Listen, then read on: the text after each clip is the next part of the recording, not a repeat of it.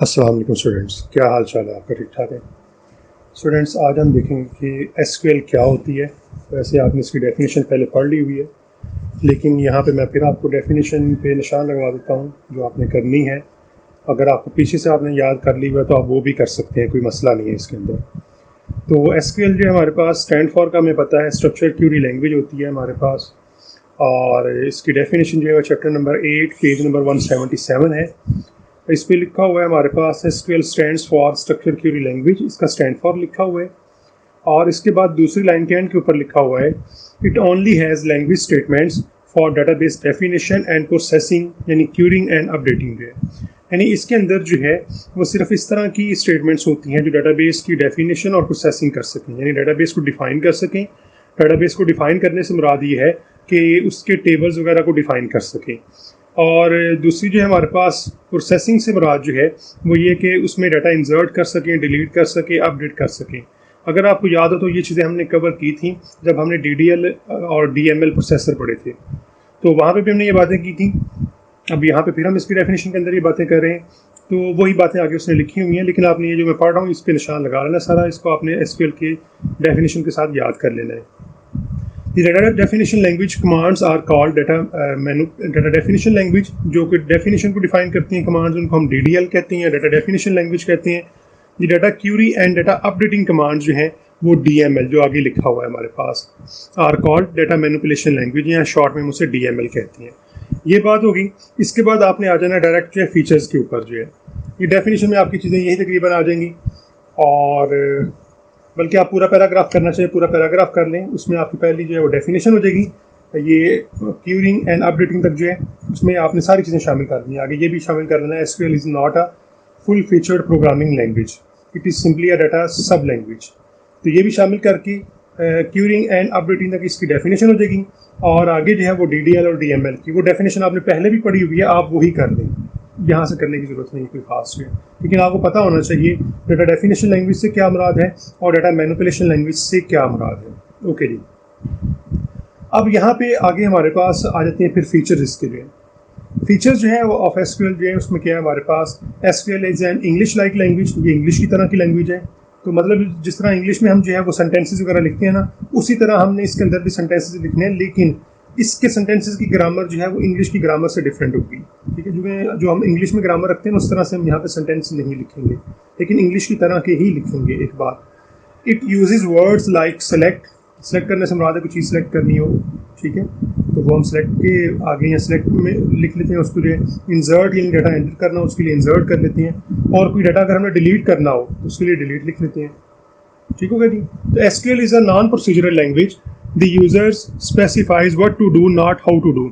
उसे सिर्फ ये बताना होता है करना क्या है, कैसे करना ये नहीं बताना होता। इसीलिए ये लैंग्वेज आसान है, क्योंकि बाकी जो प्रोग्रामिंग लैंग्वेजेस होती हैं उसमें ना सिर्फ हमें ये बताना पड़ता है कि करना क्या है, और उसके साथ साथ ये भी बताना पड़ता है कि करना कैसे है, लेकिन इसमें हमने सिर्फ ये बताना करना है करना क्या है बस।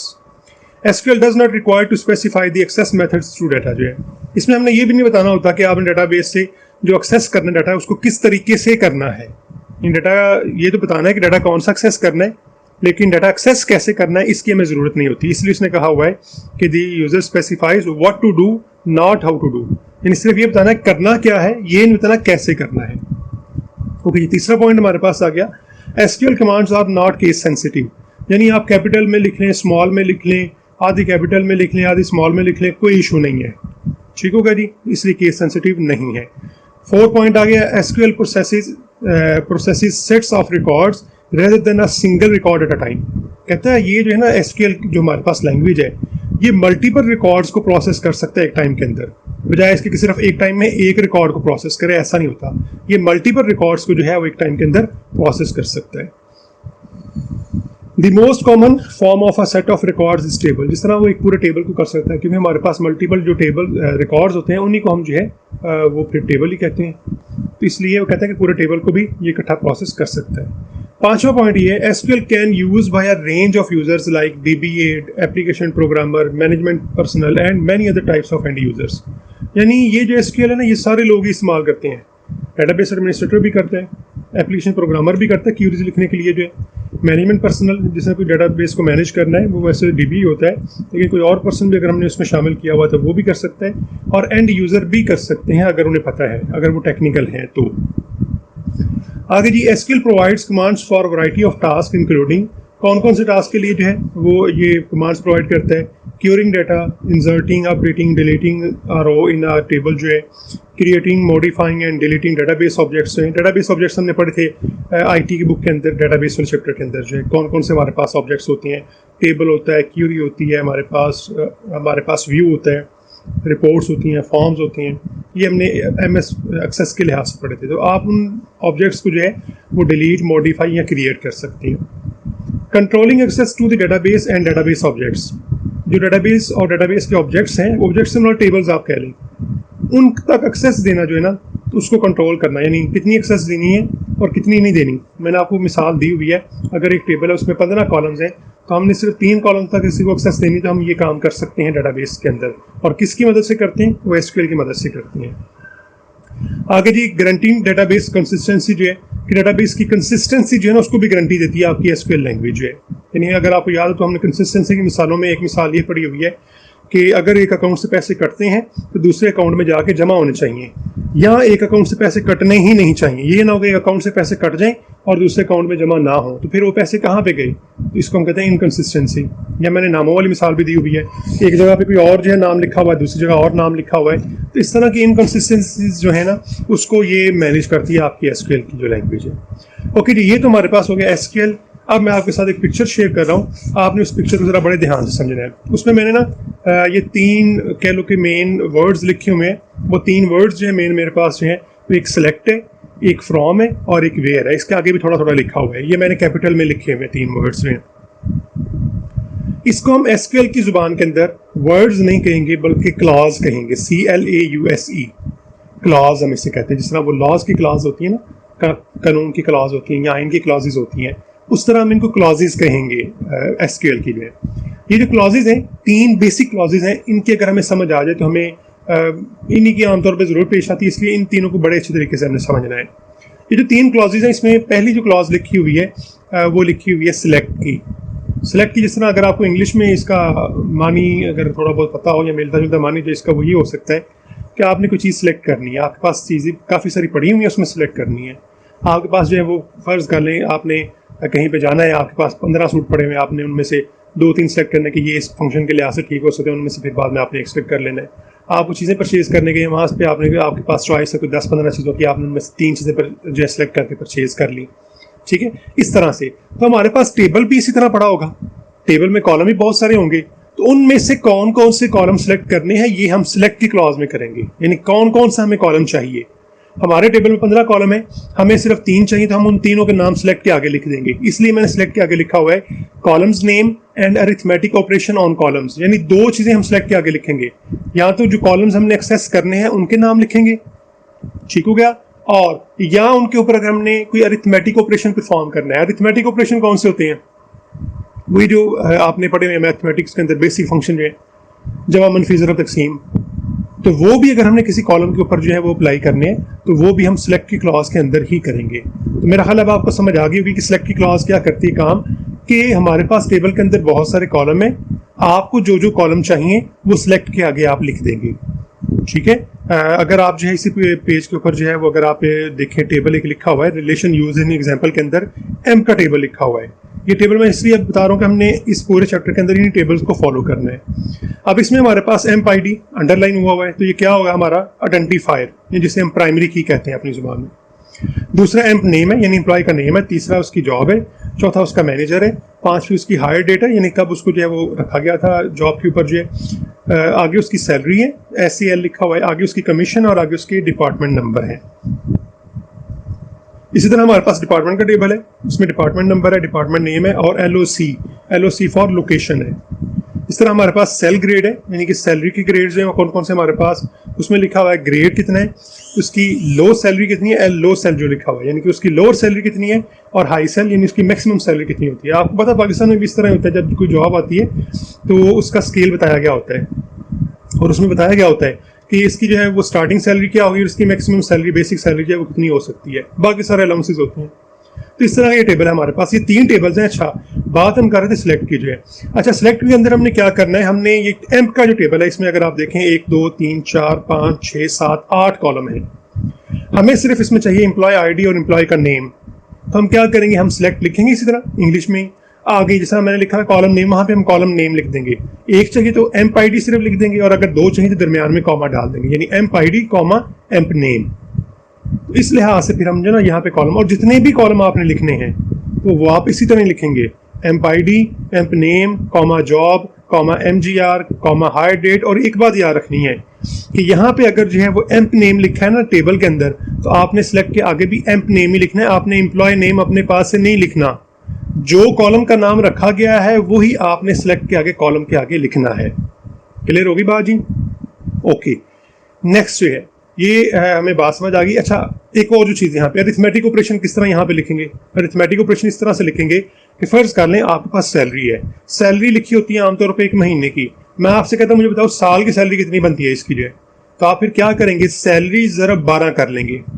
और ज़रब के लिए यहाँ पे जो हम अलामत इस्तेमाल करते हैं वही जो हमने एक्सेल के अंदर जो है वो सीखी थी, अस्टेरी का आप जो है वो अलामत यहाँ पे इस्तेमाल करेंगे। जो हम ज़रब की क्रॉस वाला सिंबल इस्तेमाल करते हैं मैथमेटिक्स के अंदर, वो नहीं इस्तेमाल करना, क्योंकि वो यहाँ पे एक्स होता है कंप्यूटर के अंदर, हम एक्स को उस तरह लिखते हैं, इसलिए हम फिर यहाँ पे उसके लिए ज़रब का निशान जो है वो वाला इस्तेमाल नहीं करेंगे, बल्कि हम उसके बजाय लिखेंगे जो है स्टेरिक। ये हमारे पास जो है वो कीबोर्ड के ऊपर शिफ्ट के साथ लिखा जाता है, 8 के ऊपर होता है।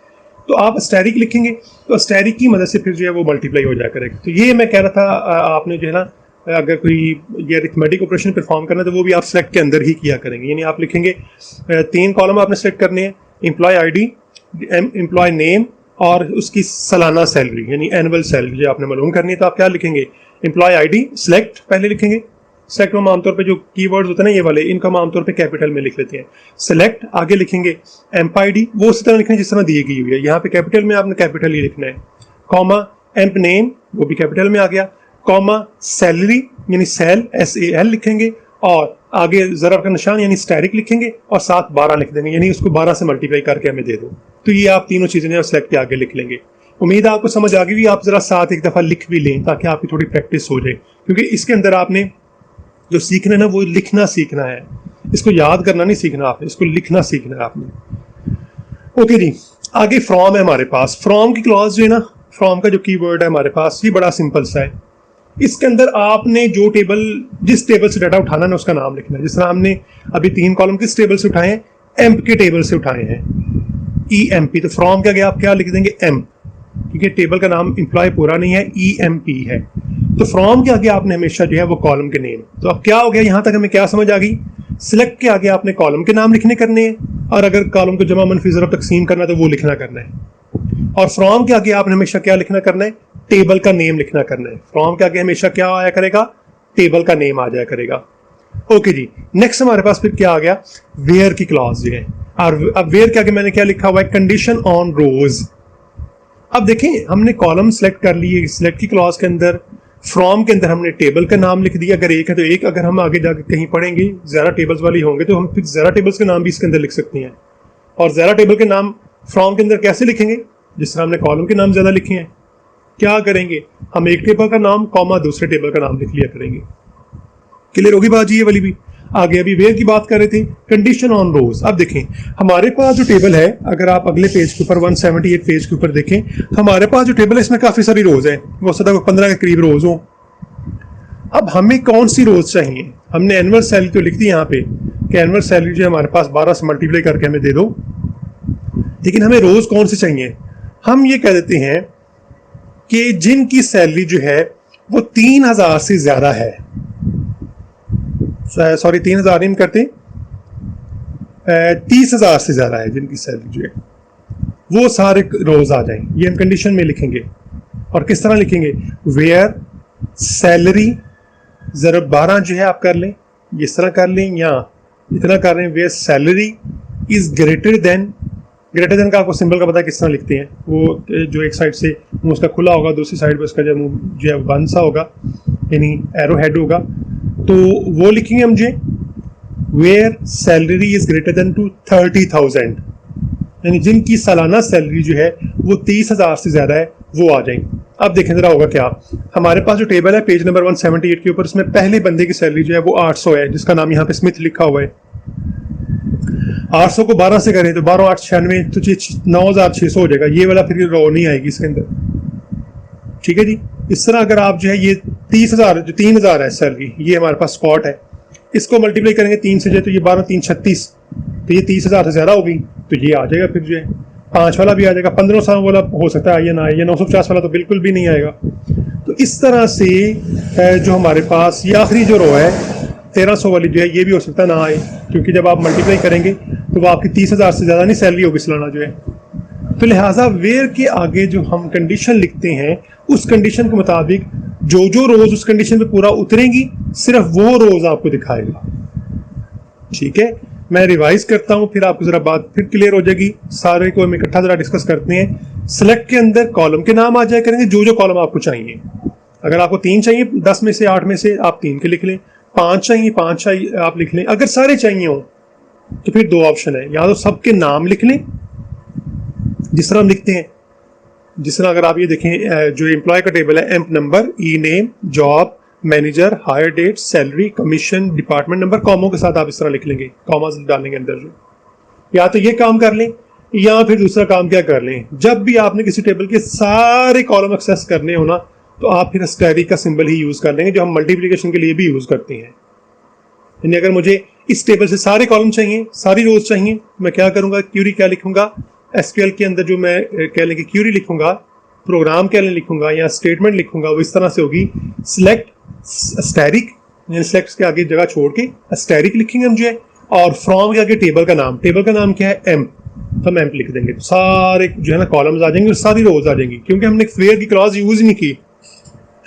जब हम वेयर की क्लॉज यूज करेंगे तो फिर क्या होगा, फिर सिर्फ वो वाली रोज देगा जिनके ऊपर हमारी कंडीशन पूरा उतरेगी। फर्ज कर मैं यहां पे कहता हूं where salary is greater than 2000, जिनकी सैलरी 2000 से ज्यादा है वो दिखा दे।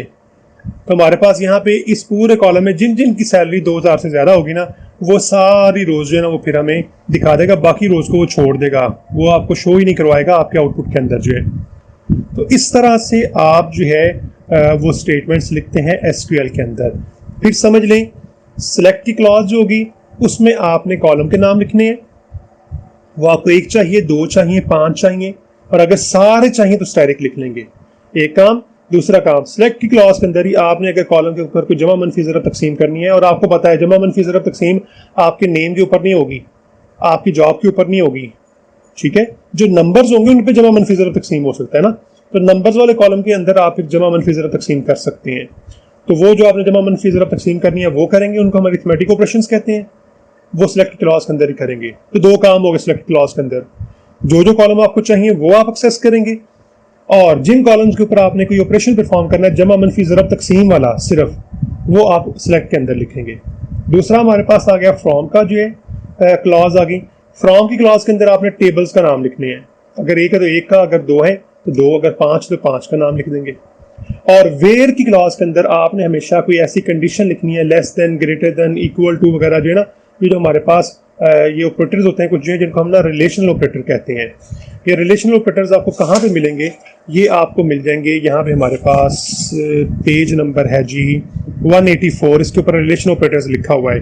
ये वाले ऑपरेटर्स आप सारे 6 के 6 ऑपरेटर्स जो है ना वो इसके अंदर यूज कर सकते हैं। तो ये ऑपरेटर्स आप यूज करेंगे, और उसमें फिर आप कंडीशन लगा दिया करेंगे, यानी रोज के ऊपर कंडीशन, कौन कौन सी रो आए। तो रो में से आप कोई चीज पकड़ लें, वो भी आमतौर पे नंबर्स ही होते हैं, क्योंकि ये ग्रेटर देन, लेस देन वाली चीज़ें जो है वो नंबर्स के ऊपर ही लगती हैं। जैसा मैंने सैलरी के ऊपर लगा दिया, जिनकी सैलरी जो है वो 1000 से ज़्यादा है, तो इसमें से फिर क्या होगा, 2 रोज नहीं आएंगी, बाकी सारी रोज आ जाएंगी, क्योंकि 2 रोज ऐसी हैं जिनकी सैलरी 1000 से कम है। मिसाल के तौर पर पहली रो जो 800 वाली है, और एक थर्ड लास्ट है 950 वाली, ये 2 रोज नहीं आएंगी, बाकी सारी रोज आ जाएंगी। तो वो कंडीशन हम जो है ना वो फिर हम वेयर की क्लॉज के अंदर लिख दिया करेंगे। तो मैं ये जो अभी सारी चीज़ें समझाई हैं ना, इसकी जो है ना एग्जाम्पल जो है एक दफ़ा लिख के जो है ना आपको वो आपके साथ शेयर कर देता हूँ, ताकि आपको पता चल जाए कि हमने इनको कैसे लिखना है। क्लियर होगी बात जी, समझ आ गई। अगर आपको कोई इशू हो तो आप मेरे साथ फिर जो है डिस्कशन कर सकते हैं। बाकी चीज़ें ये आज सिर्फ बिल्कुल बेसिक जो है ना एसक्यूएल की बात हमने की है, बाकी हम इसके अंदर जो चीज़ें वो फिर अपने नेक्स्ट लेक्चर के अंदर कवर करने की कोशिश करेंगे। आपने आज सिर्फ इतना ही पढ़ना है और इतना ही सीखना है या समझना है आज जो। ओके जी, अल्लाह हाफिज़।